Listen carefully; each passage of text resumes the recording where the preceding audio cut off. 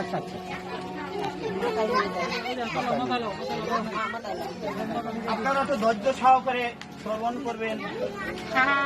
আজ শ্রীমতী কল্পনা রানী সিং তার হলো গমনার্থে, পরলোক উদ্ধারার্থে, স্বর্গীয় কামনার্থে তার পুত্রগণ এবং পুত্রবধূগণ তারা সকলে আজ রামায়ণ কীর্তন শ্রবণ করে প্রভু রামচন্দ্রকে লক্ষ্য করে আজ একখানা গীতা দান করছেন পুরো দক্ষিণা সহ।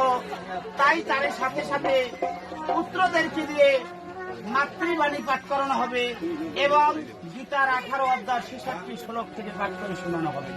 আপনারা পুত্র যারা সবাই বলবেন, হে জননী জন্মভূমি চ স্বর্গাদপি গরীয়সী গরীয়সী, আমার মা জননী সর্বধর্মাং পরিত্যাজ্যং মাং তাং শরণাং ব্রজ, অহং তাং সর্বপাপেভ্যো